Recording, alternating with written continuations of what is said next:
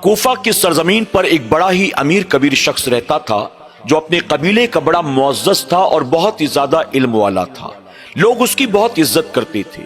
بظاہر دیکھنے میں وہ مسلمان نظر آتا تھا لیکن حقیقت میں وہ منافق تھا۔ وہ اللہ کے محبوب صلی اللہ علیہ وسلم کے صحابی سیدنا عثمان غنی رضی اللہ تعالیٰ عنہ کے تعلق سے اپنے دل میں بغض و عداوت رکھتا تھا، دشمنی رکھتا تھا۔ وہ جب کوفہ کی گلیوں سے گزرتا، بازاروں میں جاتا، جہاں بھی لوگ اسے ملتے، وہ ان کے سامنے سیدنا عثمان غنی رضی اللہ تعالیٰ عنہ کی دن رات برائیاں کرتا تھا۔ وہ سیدنا عثمان غنی سے اتنی دشمنی رکھتا تھا کہ وہ آپ کو مسلمان تک ماننے کے لیے تیار نہیں تھا، بلکہ لوگوں میں وہ کہتا پھرتا کہ حضور اکرم صلی اللہ علیہ وسلم کے پردہ کرنے کے بعد عثمان غنی یہودی ہو گئے تھے۔ معاذ اللہ ثم معاذ اللہ، کوفہ والے اس کی ان باتوں سے تنگ آ چکے تھے۔ کبھی کبھی لوگ مار پیٹ تک کے لیے آمادہ ہو جاتے، لڑائی جھگڑے پر آمادہ ہو جاتے، لیکن چونکہ وہ اپنے قبیلے کا بہت معزز انسان تھا، اس کے دفاع میں اس کے قبیلے کے لوگ آ کر کھڑے ہو جاتے اور وہ ہر بار بچ جاتا تھا۔ ایک مرتبہ کوفہ کے لوگ اس کی حرکتوں سے تنگ آ کر ایک ارجنٹ میٹنگ کال کرتے ہیں۔ اس میٹنگ میں تمام قبیلے کے لوگ جمع ہوئے رائے مشورہ کرنے کے لیے آخر اس انسان کو کیسے ٹھکانے لگایا جائے، اسے کیسے سبق سکھایا جائے۔ ایک شخص نے کہا، ہم ایک کام کرتے ہیں، تمام قبیلے سے ایک ایک آدمی لیتے ہیں اور تمام قبیلے کے لوگ جمع ہو کر اسے ایک بار میں قتل کر دیتے ہیں۔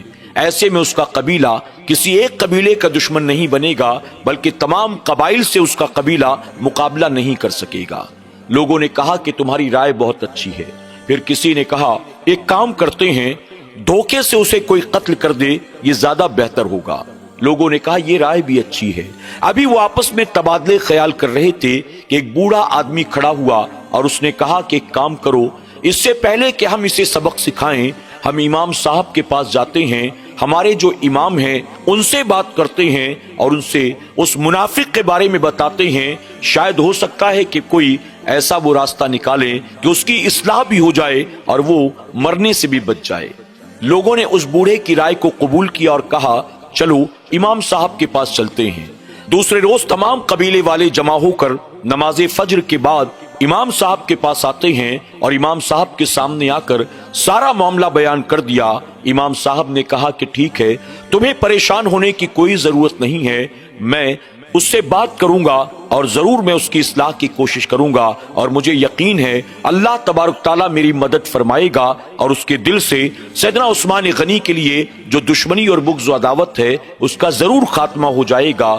تمام قبیلے والے امام صاحب کی اس بات کو سن کر مطمئن ہو کر اپنے اپنے گھر واپس چلے گئے۔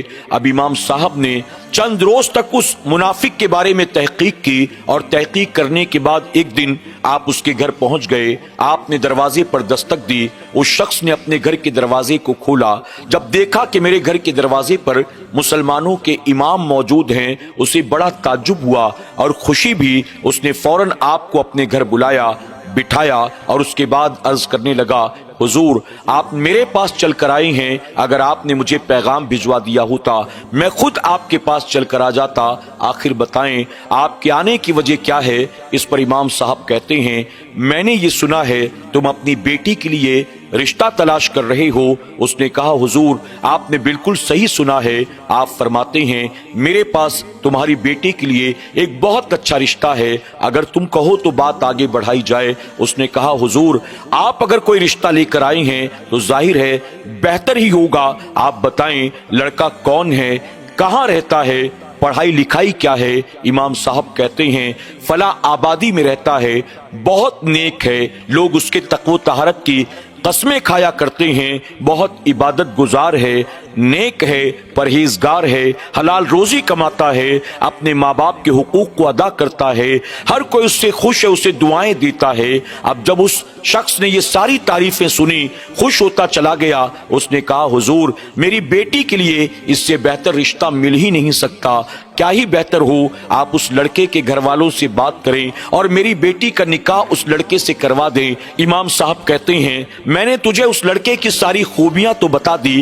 لیکن اس لڑکے میں ایک عیب بھی ہے جو میں نے تجھے اب تک نہیں بتایا، اگر تو اجازت دے تو وہ بھی بتا دوں۔ وہ شخص کہتا ہے हुजूर, जिसके अंदर इतनी खूबियां भरी पड़ी हैं, अगर छोटा मोटा कोई ऐब हो भी तो क्या मायने रखता है? आपने फरमाया नहीं, बेहतर है कि तू जान ले उसमें ऐब क्या है। अब वो शख्स कहता है ठीक है, आप नहीं मानते तो बता दें, हालांकि कोई जरूरी तो नहीं, लेकिन फिर भी बता दें उसमें क्या ऐब है। इमाम साहब कहते हैं उसके अंदर तमाम खूबियां हैं, लेकिन एक जो सबसे बड़ा ऐब है वो ये है कि बज़ाहिर तो मुसलमान है, हकीकत में मुसलमान नहीं बल्कि यहूदी है। अल्लाह अकबर। इतना सुनना था, फौरन उस शख्स के चेहरे का रंग बदल जाता है और वो गुस्से में आकर कहता है आप मुसलमानों के इमाम हैं, आप पढ़े लिखे हैं, आप कैसी बात कर रहे हैं? क्या बताइए, मैं जानबूझकर अपनी बेटी का रिश्ता किसी यहूदी के साथ करा सकता हूं? इमाम साहब ने कहा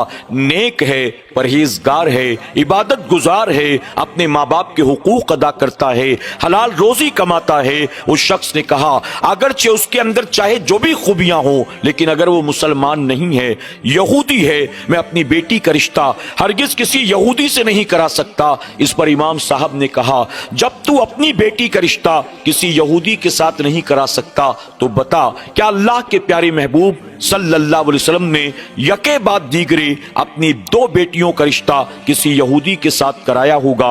अल्लाह अकबर। जैसे ही उस शख्स ने इमाम साहब की जबान से ये सुना, फौरन कांप गया। वो कहता है मैं आपको गवाह बनाकर तौबा करता हूं, सैयदना उस्मान गनी रज़ी अल्लाह तआला अन्हु के ताल्लुक से मेरे दिल में जो दुश्मनी थी, बुग़्ज़ था, अदावत था, उन सब चीजों से मैं तौबा करता हूं और मैं गवाही देता हूं यकीनन सैयदना उस्मान गनी रज़ी अल्लाह तआला अन्हु अल्लाह के बरगुज़ीदा बंदे हैं, सहाबी रसूल हैं, आप ईमान वाले हैं, आप आबिद व ज़ाहिद व परहेजगार, अपने जमाने के सबसे बड़े सखी हैं। उसके बाद आगे बढ़कर उसने इमाम साहब के हाथों को चूमा और कहा अल्लाह का शुक्र है आप मौत आने से पहले मेरे घर आ गए मेरी इस्लाह करने के लिए। अगर मैं इसी बातिल नजरिए के साथ दुनिया से जाता तो जहन्नम की आग में जलाया जाता।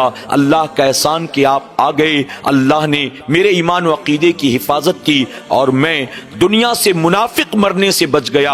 अल्लाह अकबर। नाज़रीन इकराम, आप जानते हैं उस शख्स की इस्लाह करने वाले वो इमाम साहब कौन थे? कूफा की सरजमीन पर वो कोई और नहीं बल्कि हम तमाम हनफियों के इमाम इमाम आजम अबू हनीफा रज़ी अल्लाह तआला अन्हु, जिनका नाम हजरत नौमान बिन साबित रज़ी अल्लाह तआला अन्हु है, वही हमारे इमाम थे जिन्होंने उस मुनाफिक के अकीदे को सही किया, उसकी इस्लाह की। इसके बाद वो शख्स ताइब हुआ और फिर जहां जहां उसने कल तक सैयदना उस्मान गनी की घूम घूम कर बुराइयां की थी, मुनाफिकत की थी, अब वहीं जाकर शहरों में गली कूचों बाजारों में लोगों से मिल मिलकर सैयदना उस्मान गनी की तारीफें करता था। अल्लाह हमें और आपको अपने इमाम से और अपने नबी के सहाबा इकराम से सच्ची पक्की मोहब्बत की तौफीक अता फरमाए। ईमान की सलामती के साथ अल्लाह हमें दुनिया से मौत नसीब फरमाए। आमीन या रब्बल आलमीन।